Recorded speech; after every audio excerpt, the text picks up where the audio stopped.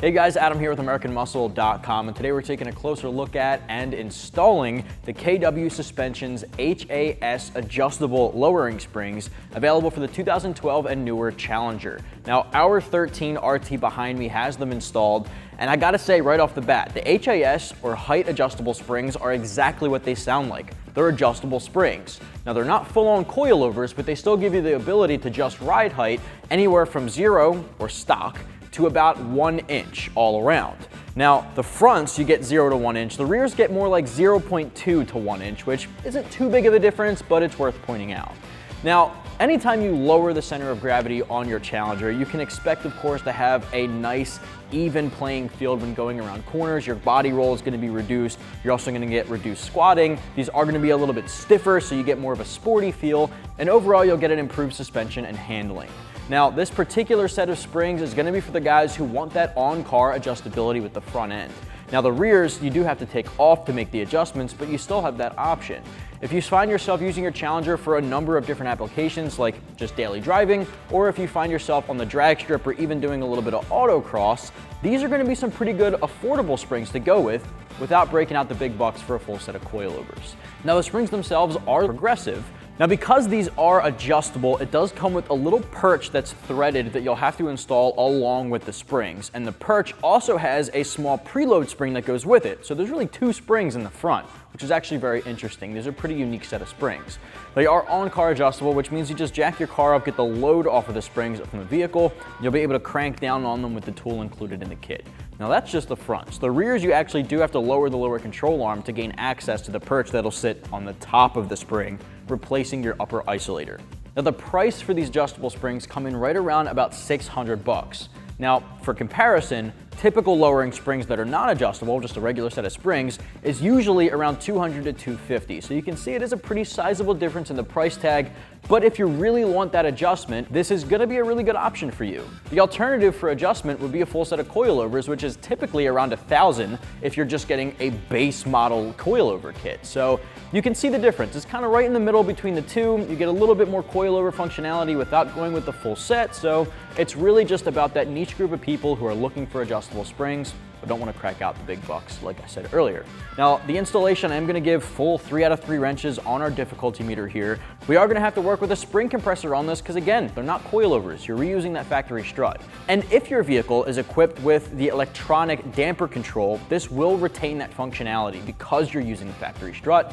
They don't impede with that at all. So every step of the process we'll go through. Took me about 4 hours from start to finish. Let's get started. Tools used in this install include a 3/8 impact gun, a 1/2 inch air gun, dead blow hammer, variety of extensions, 13, 15, and 18 millimeter deep sockets for the 3/8, 15 millimeter deep and short sockets for the 1/2 inch, 18 millimeter deep and short sockets for the 1/2 inch, 21 and 22 millimeter deep sockets for that 1/2 inch, 15 millimeter and 18 millimeter wrenches, flathead screwdriver, and a variety of pry bars. First step here, guys, get your car in the air and supported properly, whether it be jack stands or a lift. Grab a 22 millimeter socket and get your wheels out of the way.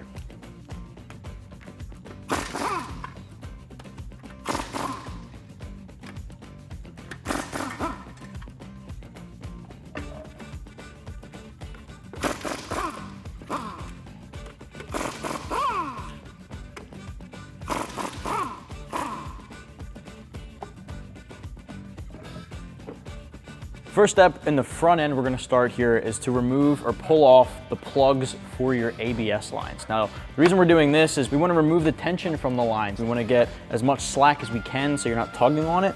There's a couple of lines all along here. You're just going to really pull down on them just to give them that excess slack, and there's one more right on the back of the hub. From here, we're going to disconnect our sway bar end link from the strut.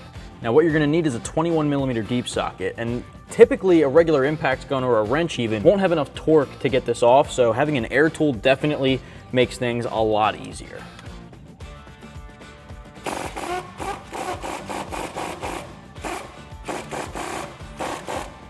All right, now if you break it loose a little bit, but it's still struggling, the bearing itself tends to spin. So what you might want to do is put a pry bar on the inside, the opposite end here, just to hold that from spinning. So let's go ahead and get a pry bar.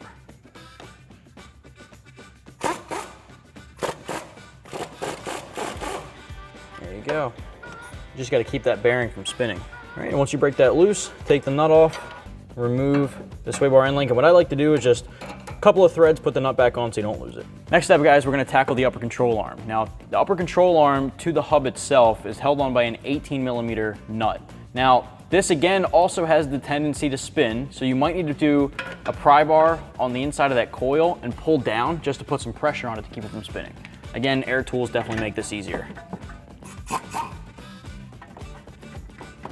Once you have that loosened up, keep the pressure on the upper control arm. This will pop out if you just remove it quickly, so you want to make sure you're just threading this off, still holding pressure on that pry bar, and now you can slowly get those to disconnect. See, this is going to come down. You don't want to get bunked in the head, so make sure you got that held on. Bring the control arm back up, and again, I just like to put the nut on there just so we don't lose it. Next up here, we're going to remove the 18mm bolt holding on the bottom of your strut. You can keep that 18mm socket on there and gun this off.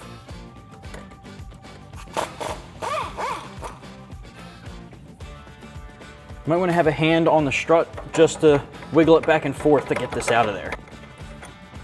There you go.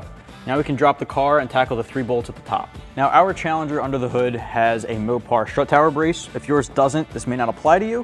What we have to do is remove our cap here, and holding on the top of our strut at our strut tower are 3 13mm bolts. This is the last thing holding on that strut. So what we're going to do is pop these 3 off, but at the same time you want to have a hand underneath to hold the strut. Because this is loose down here, it's going to start dropping out. You want to have a hand there, make sure you grab it. All right, got our 13. You don't want to use air tools for this. Simple deep socket would do the trick. Hold on to these nuts because they will be reinstalled later. And when you get to the last one, have a hand on that strut. Now to remove it, you may have to push down here. So that's what we're going to do. We're just going to push down, lift up, and there you have it. Once you have one side done, do the exact same thing for the other side of the front. The next step is to take your strut and your factory spring. You want to head over to a spring compressor. Now we've got one fixed at the wall at our shop here, but if you've got a loose one, you guys want to make sure you're using extreme caution because they can be very dangerous if not operated properly. Now what we have here is we've got a stool propping our strut up because we don't want it to fall through. I've got the bottom coil set in our slots. The top I'm going to put straight to the strut hat. Now that's going to put good pressure on it. We're going to compress the spring, remove the nut at the top, take the strut hat off, and then our spring will come out once we decompress it. Like I said, it can be very dangerous, so exercise extreme caution. What I will recommend now is removing the top bushing and the spacer from the nut. Now those are in the way, so what we're going to do is just pull those straight off. Come off pretty easy. You can just thread that off. It's just a rubber bushing. Our washer, I'm going to put those aside. Now, you can start compressing.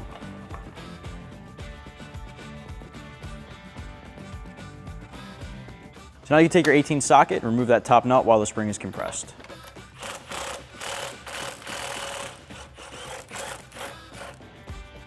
All right, once you have that nut off, you can lower your strut and decompress your spring slowly. All right, once that spring's decompressed, pop this guy out,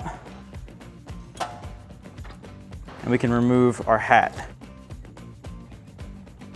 Once you have your strut hat off, dust cover comes with it. You can set this aside along with your spring and just repeat for the other spring. All right, our fronts are out of the way, so we're moving on to the rear. Now the rear is a little bit of a different story and it can be a pain in the butt. The uninstall is fairly simple. The reinstallation can be the pain. Starting with the uninstall, what we need to do is remove this bolt as well as the bottom bolt on our shock in order to lower this side of your lower control arms. We're gonna bring that down and that decompresses the spring and allows you to take it out.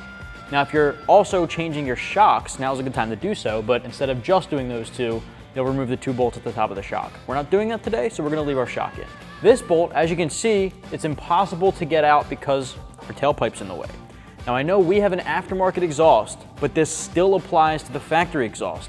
That tailpipe is just in the way. So what we need to do is lower the tailpipe down in order to clear that bolt. So what we're gonna do is grab an extension and a 13mm socket, and we're going to start above our muffler.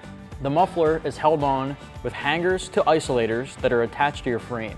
Remove the 13mm bolt holding on both of those above the muffler. Now that might be enough to do it, and we'll see once we get these out. and our second one is right behind our tip.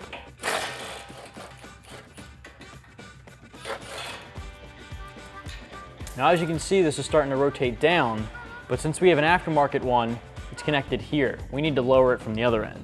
If you have a factory exhaust on your Challenger, you should have a flange right here, in which case you can just bend that down and not have to do anything else. If you don't have a stock exhaust, do what we're doing and start lowering this tailpipe. So this will come down just a little bit.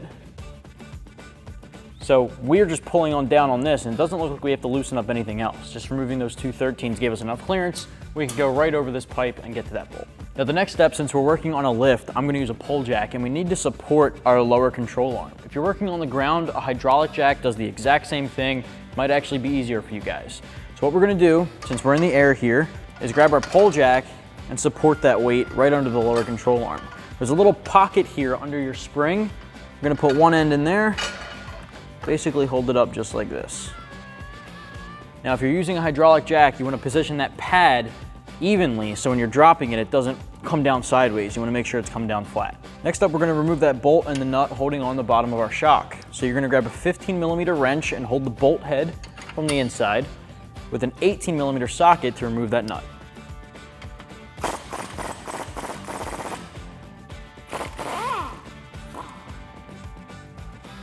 Now you can pull the bolt through. Next up, we're going to remove the bolt holding on that lower control arm. So now it's really crucial that you're supporting that weight. If you take this bolt off, that spring's going to decompress, and we want to hold that up. Grab a 15mm wrench to hold the bolt head and an 18 socket on the opposite end to take the nut off. All right, grab your hammer and tap on the other side of the bolt to get it out. Now, if you're having trouble getting this bolt out, you can try to spin it out from the other side using your socket. So grab your socket and try to gun this off.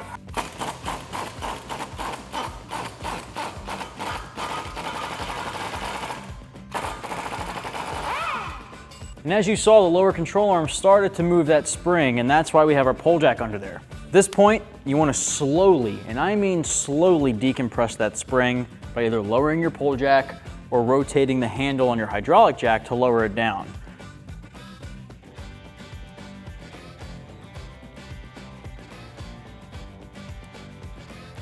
Once it starts getting a little easier, you feel it decompressing, taking the weight off of that spring, starts to get a lot looser. Just lower it down to the point where you can actually take it out. So you can see the top of our spring is coming off. So this is totally loose. We got to bring that lower control arm down enough to clear it to come out. Now when you take it out, you want to make sure you're bringing that isolator with you.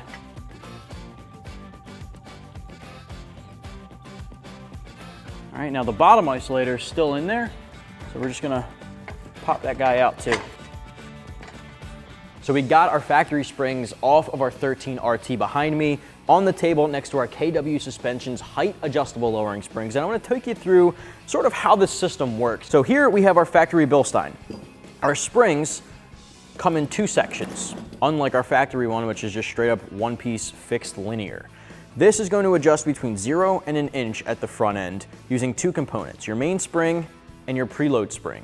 Now the preload spring is going to sit on this perch that's adjustable. The way the adjustment is going to work is right now we have it set to the max drop at an inch with our adjustment purple ring all the way at the top. If you were to spin this, and we can do this by hand, but when it's on car, you'll use a tool. When you spin this to about the middle, we're looking at about a ½ inch drop. Take it all the way down to the bottom, and it should be just stock. It'll be plain and simple stock at the front end.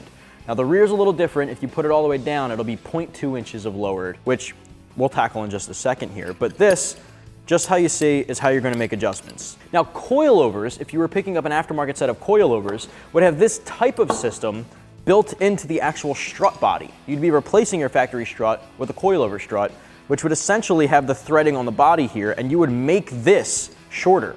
That's how that would work. You would make the shaft actually shorter on the strut itself. Now because we're not doing coilovers and it's just springs, you're making this perch body shorter.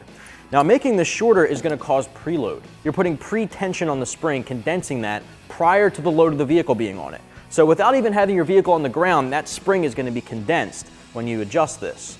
Now instead of adjusting the strut body like a coilover, when you do that, it's going to compress the strut, causing the lowering of your vehicle. Now, taking a look at the rear, it's going to be a little bit different. You're not worrying about putting it over a shock body or anything. It's going to sit right in your factory spot on the lower control arms. And it's going to actually adjust at the top as opposed to the bottom here on the front. What we have right now is the maximum amount of drop with it all the way down, and it would sit just like that. When you adjust this purple ring all the way to the top, it's going to look almost factory. Like I said, about 0.2 inches you get with the lowest amount of drop. The whole kit together is going to be a progressive spring rate. Progressive springs adjust depending on your driving style. So under normal driving conditions, they'd be comfortable, but when you take harder cornering, harder launches on the drag strip, they start to get progressively stiffer. Now your factory springs are linear. Linear springs are predictable and they'll have the exact same spring rate regardless of how you're driving. What we're going to do is start assembling things, and we do have to disassemble a few components on our factory strut, so let's start there. We're going to disassemble a few things on our factory strut. Now the first thing you want to do is remove that bottom factory isolator, which you don't need tools for. You just twist that thing on out and you're going to set that aside. Now next, in order for our perch, the adjustable perch, to fit over the shaft, we're going to need to remove this metal cap and our bottom seat. So you want to grab a flathead screwdriver and start working this off. Now it's really simple. You're really just going to apply a little bit of pressure, start prying up on it. If you need to, you can grab a hammer. You can use it kind of like an ice pick and chisel and just kind of work your way down like this. You'll see it start to come off a little bit. Just work it and it pops out. All right, we can set this aside. If you ever want to revert back to stock, you're going to need this, so you want to hold on to it for later.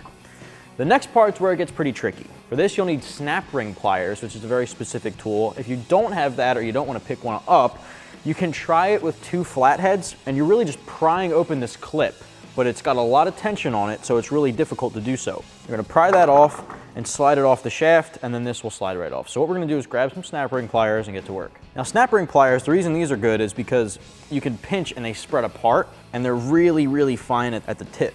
You're really trying to separate that ring, and it might fight you. So what you might need to do is separate them and use a very small flathead to pick the ring up and move it. All right, so we got it separated. On the back, you can see I have the snap ring lifted. So once you have that taken care of, you can just run your flathead around the edges and pick it all up. From there, just gonna slide it off. Again, if you want to revert back to stock, you want to hold on to these because they're important and they'll be used to put the factory spring back in place. From here, you can grab our perch. You want to decide at this point whether or not you want it to have it at the max drop or the minimum drop or somewhere in between. Figure out where you want that to go. We're going to do max drop from here, and you're going to slide this in place. Now, if it hits a wall here, what you can do is just lightly grab a hammer and work this down a little bit. From here, what we're going to do is there's two retainer screws right where my fingertips are. We're going to loosen those up so that it can sit a little bit lower.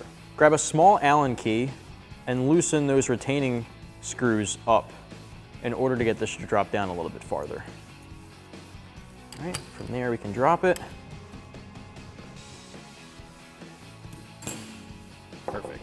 Once you have that drop down all the way, grab that key again. We're going to tighten those bottom retainer screws all the way down. Grab your smaller spring, the preload spring, insert that along with your secondary purple ring. Grab your coil. The tighter end, the smaller end is going to go down first and seat on that perch, just like this. Now we can grab the factory strut tower hat along with that dust cover, dust boot, put our bump stop in place and insert that. Now this factory one, you want to reach in here and we're going to remove that bump stop and you're going to replace it with the one included in the kit. Now you can either insert this in here, but it might actually be easier for you guys if you just remove that spring and just insert it over the shaft. I think that might be just a little easier for you. Just going to slide that down.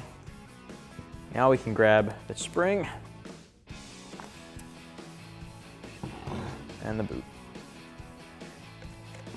All right, so now what we're going to do is have to put pressure on this in order to close that gap. You want to make sure that you're meeting the end of the isolator on the top and you're condensing it or compressing it enough that you can put the nut on top. All right, so what I'm going to do cautiously is put pressure down here just enough to get the threading to show through, and now I have my buddy Blake helping me put that nut on top. Once you have that nut on, putting it away from yourself, grab an 18 socket and tighten it down.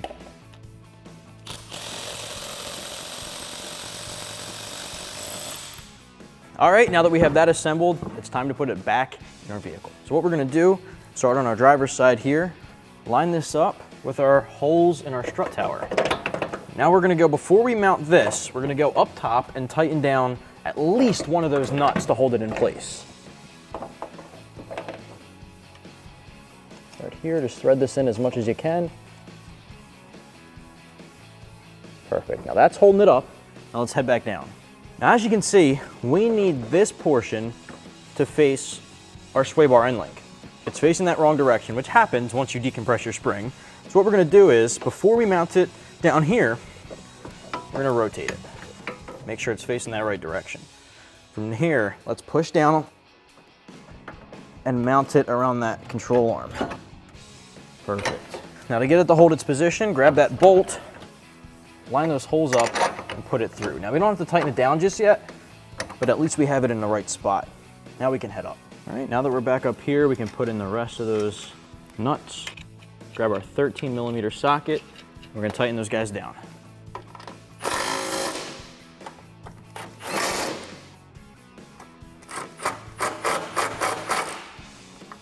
We're just gonna cap that off. Perfect. Now we can head back down. What we're gonna do now is work on our upper control arm. So we're gonna loosen up this nut here. Using our hands, we're gonna push this up and line it up with our upper control arm. Now, if you need to, you can grab a pry bar if that makes your life easier, but what I like to do is use my hands to line this up, because once you get the stud through the hole, you can use one hand and put the nut on. Put that on a couple of threads. Now it's holding itself. Now you can grab a pry bar to push down and an 18 short socket to tighten this up.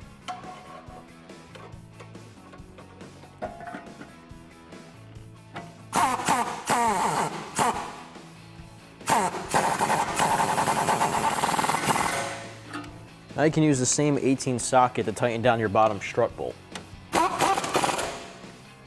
right, now you can grab your sway bar end link, remove the nut there, and put it back in place on the strut body. Grab a 21mm socket and tighten that down.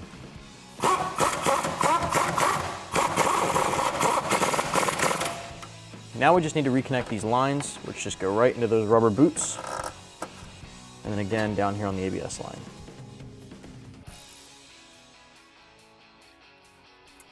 Once you have that reconnected, you can repeat this exact process for the other side, and you're good to go. All right, so now that we have our factory spring uninstalled, you want to take your factory lower isolator, find that edge seat, and put it on the bottom of your spring. Now what you'll have to do is just feed the coil through until it hits the edge there. Now on the top, you're gonna put the adjustment perch up here. And as we have it sitting now with the purple all the way at the top, that's gonna be your maximum drop. That's what we want to install right now. So what we're gonna do is seat the isolator on the lower control arm first. Make sure this little notch here at the top is in the proper position. There's a cutout there on the lower control arm for it to sit in. Perfect. Once you have that seated, we're gonna grab a floor jack and start jacking this back up into position. Note that you're not going to reuse the top isolator. That comes out and it's getting replaced with your adjustment perch. All right, so now we're gonna take our floor jack and put it on the lower control arm. We're gonna get it in a good position here, while also putting your hand in to guide your spring up. Now you may need to wiggle this back and forth to get it to position correctly. Start lining up the holes right back here on your subframe. And once you have those lined up, you can put your bolt through.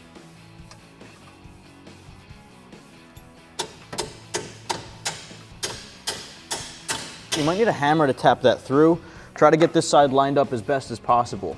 Now we can switch over to the other side and align the other side to the hole and hammer it all the way through. So what I'm doing here is using a pry bar to align the lower control arm on the opposite end. And then I'm going to use a hammer to tap the bolt head through on the other side. So we got it through a little bit. Now we can come out and really get it in there.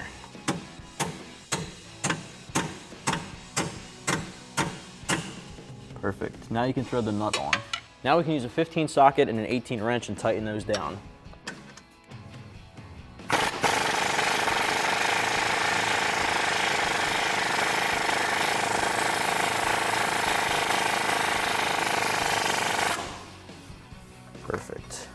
now we can do the bottom shock bolt. All right, so for the bottom shock bolt, as you can see, those holes are not lined up.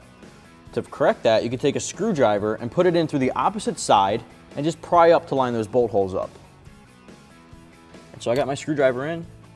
You can see it lifts up on it. Now if you're doing that, you don't want to put your screwdriver in too far because you still want to leave room for the bolt to go through. Once you have that hole opened up, put it in, grab your hammer, and tap the bolt all the way through. Thread your nut on the other side and tighten them down.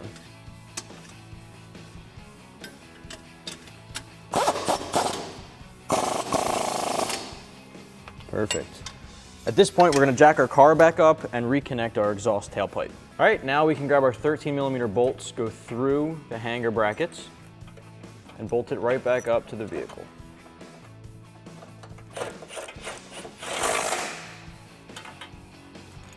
Same thing to the other one back here. All right, once you have your exhaust back up, you're just going to repeat the process the exact same way for the other side. Put your wheels back on and you're good to go.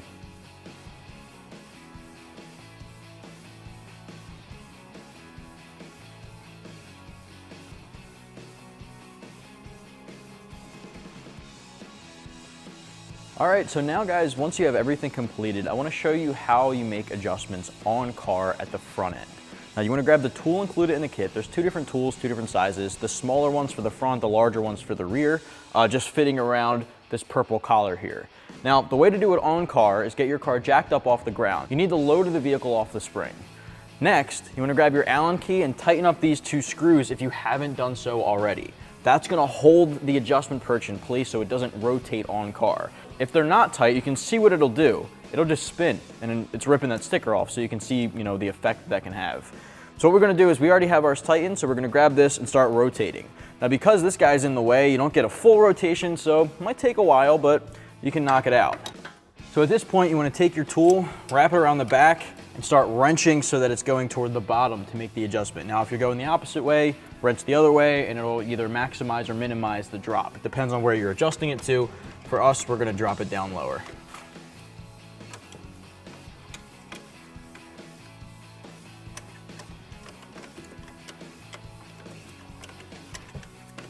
Guys, if you want to make life a little bit easier, you can even hit the threading right under it with just a little bit of WD-40 or PB Blaster. It'll lubricate it and I think make things a little easier for you. As you can see, we've got far enough down a little bit that it's relieving some of the tension on the spring that I can even adjust it with my hands. You can throw some gloves on so you're not hurting yourself too. You can start scratching a little bit. Once you get to the end, there's a tightening screw right on the side there, the same Allen key. You can tighten that up so it doesn't adjust itself on car. And once it's under tension, it's probably not going to move, but it's there, so why don't we just take the precaution. Perfect. Now you can repeat for the other side and you're good to go. Once you've made your adjustments and repeat it for the other side, grab your tire, throw your wheels back on, and you're good to go.